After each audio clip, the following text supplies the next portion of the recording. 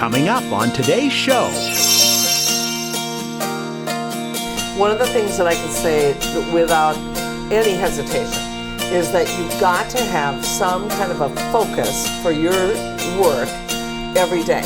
Let's talk about creating the to-do list. Is it similar to how Louise talked about it for the office, or how do you tell your clients to use a list and actually create it to begin with? Well, sometimes you are having lunch and making lunch and you've just got a napkin to scribble on or a Post-it note to scribble on. But I always say get that into the notebook. Just tape it or staple it in or put the Post-it note right in that notebook so all of your to-do items are in one place. Lists and routines today on Keeping You Organized.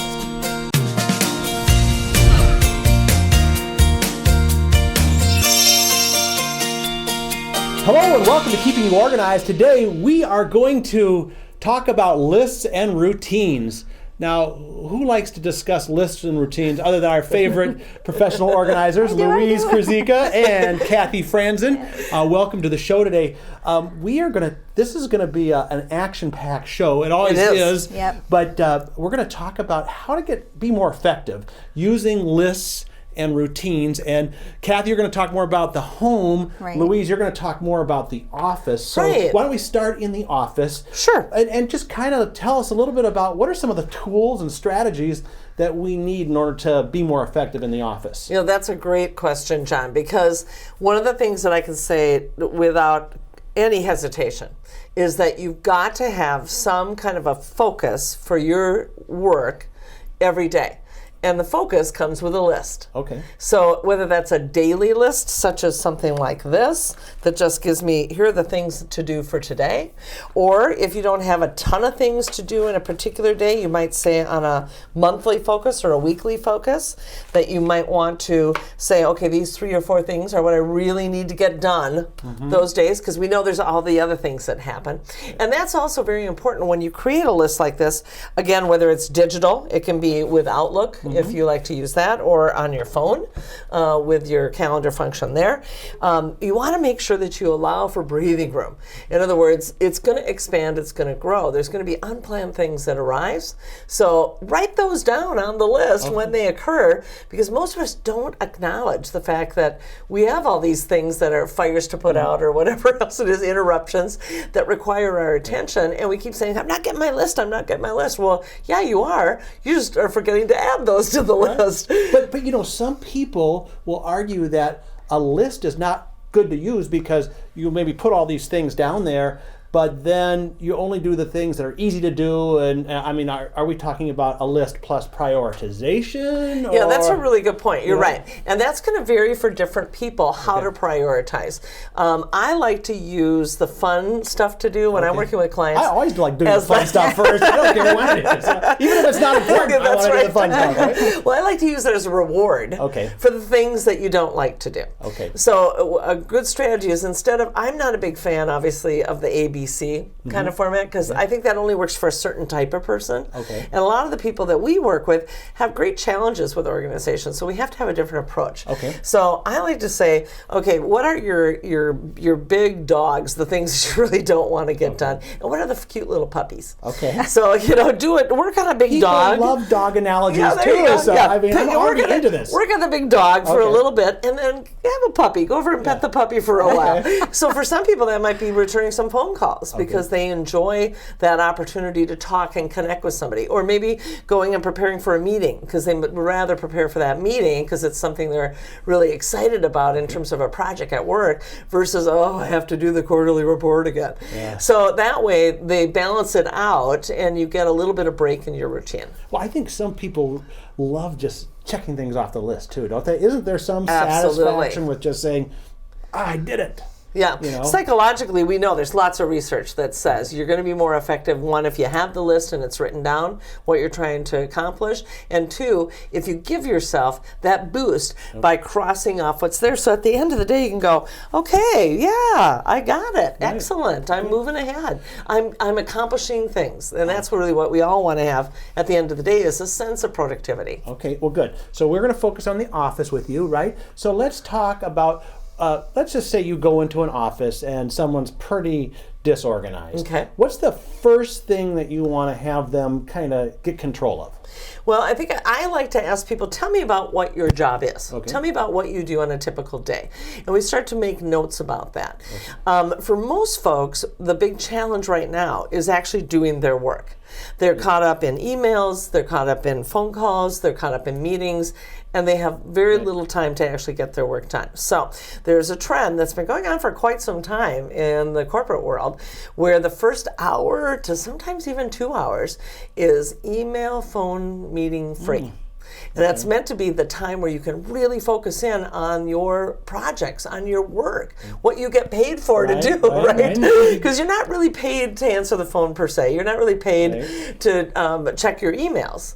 But if you could take this first really, especially if this is the time of day where you are energetic and you feel like your brain is really, functioning and you're running on all cylinders, that's a great time then to focus in on your work. Then you can have a flow of the day where, okay, now I'll check email. Now, checking email and responding to email are two different things. Well, let's get into that a little bit because I think as much as I buy into that, and believe me, I do, I come and I say, well, maybe just 5 minutes. I'm just gonna, I've got to see if someone between midnight and 5 a.m. has emailed me, because you never know, it might be something big and important, right? To email. So how do you get people to be disciplined so they don't oh, I gotta take a look at that? Well, part of it is maybe that can be his puppy. That's right. That can be your puppy. Yeah, exactly. So we don't put on the to-do list check email. Yeah. Well, that can be a flow. For instance, here's an example of a checklist I did with a client. Okay. Where there are a variety of things that he has to do. He's in the roofing industry. He has to check the weather first thing. Yeah. That's the priority of the day. What's the weather going to be? Because right. too warm, too cold, too wet, whatever, that's going to affect things. And then it's other things that he has to look at in reviewing the jobs and so on and so forth. And some of this has to do with email. It doesn't specifically say where he has to go check the email, but he can take this list, print it out, and then fill in through the day. Now, when you check email, you're looking to task manage, which means I see an email, I scan it, read it, I see if it's only 1 or 2 sentences that are required to reply. In other words, we say if it's going to take a minute or two to reply, do it then. Okay. Respond to those emails right then. Anything that's going to require you to open up another document, to search for something else, to have a conversation, that's something you should plan for. Right. So that should go into a folder that is in your inbox that's labeled for action. Okay. And then you'll follow up with that at a specific point in your checklist of the day. Right. So that might be, you might devote a half an hour to dealing with email after you've checked them. Yeah, in some So ways you have a little bit of structure. Yeah, I'm thinking that having on your checklist or to-do list check email is a task you can never do. Well, It's you can not never really finish a task, it. right? You can never finish Finish because it's it, always right. open. Because Yes, as soon as exactly. you checked all your email, guess what? 5 seconds later, there's another one, right? Which is why I think that you should turn off that automatic notification Yes. Immediately. Yeah. Immediately as you get to your desk. Don't ever have that, because you lose control over your management of the email if you're allowing that to happen. Now, earlier you talked about some people like to put a checklist on a form, or they've got, but you also talked about putting it on a calendar. How does that differ from having a calendar with appointments? Because couldn't you put on your calendar the first hour of the day, I'm going to work on such and such? I mean, do you ever take it off the list and onto a calendar? How do those two interact? Yeah, so it's probably good to understand the different points of calendars and lists. Okay. So a calendar such as this, let's take a look at this one, is a monthly calendar. Okay. This is an opportunity, and again, this can look the same digitally. Sure, right. The function is the same concept-wise. But this allows me to commit my time to specific days, to specific actions ahead of time. Yeah. I can plan for it. So I have a 2 p.m. meeting on the 11th. On the 23rd, I have to complete the such and such report and hand that in. So it kind of gives you a sense of commitment of time, right? But it doesn't necessarily plan all my time. It just gets some highlights of some key things that are in there. When you go to a daily list, you look at what's on that calendar. Okay, what do I have going? Okay. And how much time am I going to have to do my work today? today? Well, I've got a meeting at 10. I've got one at 3. I've also got that conference call at 1 o'clock. So here are my openings of when I can then plan on my checklist the other things, and then I can go to my to-do list and be able to say, okay, these are the things I'm going to be working on. And we might even fill in some of those predetermined appointments or calls or meetings so that I know, okay, through the flow of the day, I've got to be working on this before I do that because I need it for that meeting. Well, now that brings up an interesting point because I'm kind of hearing two different possibilities. You could do the to-do list first and then fill in your calendar, or you could have your calendar drive what you do on your to-do list. And there's some people that think that you should schedule everything and put a time like, okay, I'm going to check my email at 11:30. I'm going to do this, these tasks. What's your philosophy on that, or is it kind of different for different people? I like the idea of a flow. Okay. I like the idea of here are things that I have to do in my day, and here's a flow for morning to afternoon. I'm not likely to be a person for myself personally or for a lot of my clients to set specific times, but on the other hand, if that's a strategy that works for you and that keeps you on schedule and keeps you doing what you want, all the power to you. Feel free. What's the best client story that you have about someone who uses checklists and calendars really well to be effective? I mean, just what pops into your mind? You don't have to use their name, but sure. How do they do it? Yeah, I think this individual that I created this particular daily list, we did for each day of the week. We have a list, and this has helped him be so much more effective at getting things done and making sure that in the project management that he does for this company, that jobs and materials and tools, they all have to be there. They all have to come, and he's responsible for that. And so now he's able to see that, I've got my crews there, I've got my materials ordered, I've checked on past things, I've updated the clients. So is this like really recurring things? Every week? Like every Tuesday I'm going to do my accounting. Every Thursday I'm going to, make customer calls. So those are the routines. Okay. That you get involved in. And we all know 21 days to establish a habit or a routine. But the better we can get at establishing those routines and doing them religiously at the same time, week in, week out, they do become a habit. And then we don't forget, because that's why we have the list, so we don't forget to do it. Right. Any other strategies in the office realm or tools or things that you can add before we move into the home? Well, just a couple things I would add in is you want to make sure that you're allowing yourself to have some breaks in the day. We've always talked about like the coffee break. That doesn't really happen anymore in the corporate world or in a lot of workplaces. But it's good about once an hour to get up and move. So that might be get up and use the restroom, go get a beverage, just even walk around the main floor and then come back and sit down. Or if you can't get up and move around, if that's just not feasible in the work environment you're in, if you just get up and do some stretching. I mean, really move your body around. There's things to do with the neck, of course, which really are helping us in terms of the ergonomics of looking at screens and keyboards and so forth, and shoulder movements and all those things. Maybe we should just do this right now. Should we do that? Is it time for us to have a break? Here we go. Actually, it is time for us to have a break. But before we go to the break, I just want it's interesting. My wife's got a little app on her phone that it reminds her to drink water. That's a great idea. So, but what's funny is all of us sit around at ding dings and we all go, time to drink water. Because now you know what it is too. It becomes great entertainment. So, all right, well, we're going to get into the home piece of this in just a moment. So we are with Kathy Franzen and Louise Kurzika right now talking about how to be more effective with lists and routines, and we'll be right back. When you've got it together, everyone can tell. Your confidence is obvious. Introducing Viewables.com from Smead. Use the Viewables labeling system to transform your drawer of hanging files into a tidy, organized filing system. Using the premium hanging folder tabs, see the label from the front, top, and back. It's easy. Access Viewables.com from any computer, tablet, or internet-enabled smartphone. Let's make some labels. It's free, and there's nothing to download or install. Choose the label type and format your label just the way you want. You can even add index characters or icons for distinctive filing. Set up a free Viewables cloud account, and your secure login lets you save your projects for convenient access from any computer. And with Viewable's multi-purpose labels, you can use one label for any type of file, including hanging folders, top tab folders, super tab folders, or oversized items like notebooks and file boxes. Upload a list of file headings and print your complete set of labels in moments. There's even a library of templates for commonly used label sets. It's never been easier to set up neat-looking files that have easy-to-read headings and efficient color codes. Obviously organized. Viewables.com. From Smead, keeping you organized.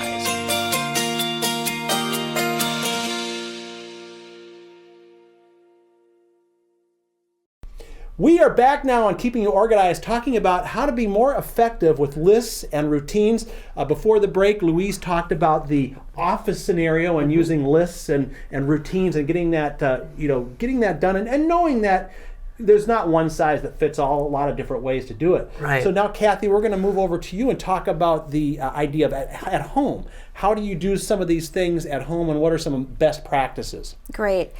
I probably will focus a lot on maybe a stay-at-home mom or dad, Okay. someone who has children. But certainly, like in the office, there's a lot of different scenarios. Somebody who is a single person who has to balance work and home. But the key in scheduling for the way I teach people is to have kind of a staff meeting. Oh. And with yourself, it's just there's a staff of one. Okay. For me, it always worked in the evening, after the kids went to bed. Before I went to bed, I could sit down, think about the next day.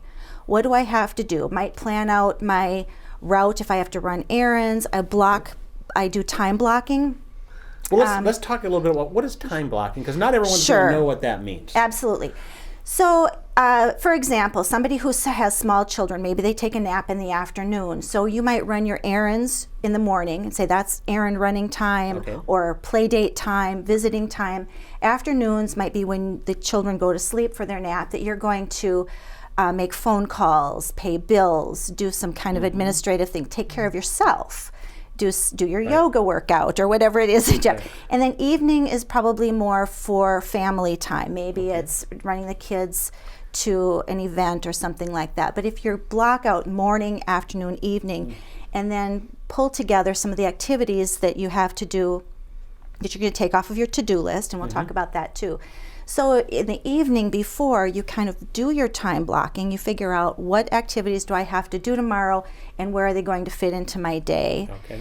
And well, I think that's really good too, because there's probably also times you want to block out where maybe you have better energy Right. than other times. And when I can remember when we had little kids and I did work at home, it was like, okay, there's a certain time. This is a good time to make calls. Yep, Because you know it's absolutely. it's gonna be quiet. So let's talk about creating the to-do list. Is it similar to how Louise talked about it for the office, or how do you tell your clients to use a list and actually create it to begin with? Yeah. It can be very similar to the way Louise talked about and the way it's done in the office. And I will often have somebody get either some kind of a to-do list, and these are a great example that you can get off the Smead website. Sometimes everybody thinks a little bit differently, and somebody who's really creative might need to have maybe more different blocks. Somebody who really needs a running to-do list might just use a single sheet. I like to suggest that people get a notebook that's maybe a beautiful color, has some kind of beautiful picture on the front, something that calls to them, that's not going to get mixed in with the kids' coloring books, something that's they're going to hang on to and it's meaningful to them. And then to do kind of a brain dump, and just when they come up with a to-do item that that's right, I have to make sure I make that appointment or do this or do that, that it gets into that book. Now sometimes that's not always possible. Sometimes you are having lunch and making lunch and you've just got a napkin to scribble on or a post-it note to scribble on. But I always say get that into the notebook. Just tape it or staple it in or put the post-it note right in that notebook so all of your to-do items are in one place. And then instead of looking at that to-do list and going, oh, it's so overwhelming, there's hundreds of things, I'll never get these all done, is, again, like Louise talked about, the big dog and the puppies, is to choose something that's a little more challenging for you to get done. Maybe it's something you've been dreading doing, and then to have some lighter weight things that you choose to do during the day.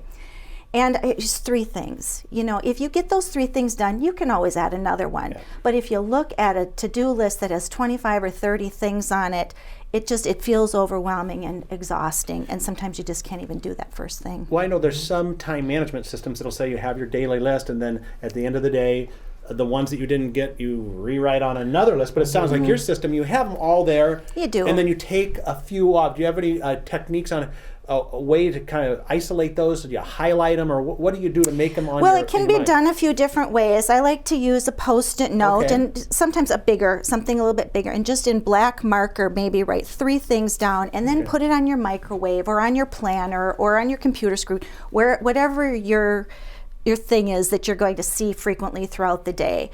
And to remind you, if you get distracted, oh, that's right, I was doing those 3 things. Right. And to get back focused. Would you also say that you would want to take like number 1 and try to do that right away? I mean, is that a technique, or would you prioritize them, or do you want to say, I'm not ending the day until all 3 are done? And I like to say you're not ending the day until all 3 are done, but then you have to be realistic about what you can get done in a day. And of course, if you have children or a lot of interruptions, it can be difficult. So you do want to try to choose the toughest thing, or the thing that's going to take the longest, and try to get that done first and out of the way, because that motivates you too. You feel like, okay, I did that, it feels good, and then you can continue doing the other things. Have you ever heard the phrase from Mark Twain that is all about this? I just got to share it, Kathy, because I think you'll love it. Mark Twain said, if you have to swallow a frog, don't look at it too long. Yeah. And if you have to swallow 2 frogs, don't swallow the little one first. Yes. Okay, yeah. And so it's that same type of thing, is get the big thing out of the way. Exactly. Yeah. No, that's great. Now, at the home situation, and similar at the office, you've got calendars. You got, your kids' calendars. You got, your calendar. Any tips or tricks on how to kind of get everybody's calendars matched up? Yeah, I really like to try to encourage people to just have one calendar. Okay. I think most organizers would agree with that. Now, there are times where it's helpful to have a calendar that hangs on the wall that's more of a communication tool, that you're letting other people in the family know this is what's going on today, and then have your own personal calendar. Okay. Now, it depends on your time of life and what you have going on. When my kids were little, I had a great big desk-sized calendar that sat on the buffet, and I would use their initials and color code highlights so I knew which kids had which activities. As the kids got older, I downsized to a smaller calendar, one that I could take with me everywhere, because I was running more than I was going to activities. Kind of more like this size, probably. Something more like that. And now I'm down to something a lot smaller, because my children are grown and I don't have to keep track of their activities anymore. So it depends. Well, how about this calendar right here? This is really small, and we already carried it around. This is a great calendar if you're electronically minded. Yes, that's true. Now, when I first started organizing and the PDAs became popular, I thought, I've got to get a PDA. I've got to get my life on electronics, because that's just the cool thing to do. Right. And I tried it, and I was so stressed out about it. I was like, it takes so long to put that information in. And I went back to paper. Now I'm a kind of a combo girl. Okay. I keep appointments and reminders on my electronic calendar so that I can have the alarm go off or the email reminder come into my inbox. But when I'm writing down an appointment with a client or any appointment, I like to write it in my paper calendar, the old-fashioned calendar. And then again, if I need a reminder, then it goes into my reminder calendar. Let's talk about one of your clients, without using their name, about their organization at home and how they use the to-do lists and calendars, and what's their success story, and how does that work? I think I've had several clients that like to make lists. Okay. And the idea of making a list makes them feel like they've completed their task. Okay. And so they're list makers, and that does feel good to get everything down into a list, and then you're not carrying it around in your head. Mm-hmm. But the success, I think, comes from pulling a few items off of the list and putting them on the notepad. Yes. And I've got several clients that have moved to that, and it's really been a big change in their lives, is to be able to just focus on those 3 items. Well, and you've got the sense of satisfaction. You've got it down to where it's easy to handle, but you still understand that all the tasks are still kind of They're there. and they're not going to go away, and you'll get to them another day. Exactly. Well, we're almost out of time. Let's take just a quick minute. I've got one more tip. You do? Well, then we do. have to keep going. Okay. And this is good for whether it's at home or at work. Okay. On any list that you create, the first thing on that list should be make a list. Okay. Now tell me why that. Well, because of course, just to your point of people enjoy that ability to cross things up. As soon as you've done this, sometimes brain dump, or are really focused for the day. Here's what I'm going to do. You've got something done. Exactly. You're already off and running. So the enthusiasm kind of bolsters you into jumping into the next thing more easily. That's awesome. All right. Well, tell us a little bit about your business and how people can get a hold of you and what kind of work you do. So I'm a generalist. So I work with people both in their offices and at home. Been in business for now 23 years. So that's kind of where that comes from. I do tend to work with people who have more what I would call special challenges with organization, and that might be because of a neurological issue like ADHD, or that might be from a mental health issue with depression, obsessive compulsive disorder, anxiety, or hoarding. But definitely give me a call at 952-939-8080 or Louise at everythingstogether.com. Awesome. Is a great way to email me, and I'd love to help anybody out there that I can. Awesome. And Kathy, what about you? How do people get a hold of you? And what kind of work do you do? Virtual, you're in the Wisconsin area, correct? Yes, my business name is Project Partners Organizing, and I primarily work with residential clients, but I do work with small businesses and people in their offices as well. I work with busy families, people who work, have children, are constantly on the go. And I also work with people that have creative solution needs, like people that have ADHD and have some chronic disorganization, people who need some creative solutions. I do live in Wisconsin, and I drive into the Twin Cities every week and work with clients. So I work primarily in the Twin Cities area and western Wisconsin. In the eastern suburbs. All right, and it's projectpartnerservices.com? Correct. Awesome. And the phone number is 651-592-6870. Great. Well, you know what? I need one of these lists because I'm going to check off that this podcast is a wrap. Done. Great. And now you've used lists and routines to be more organized. So we'll catch you next time on Keeping You Organized.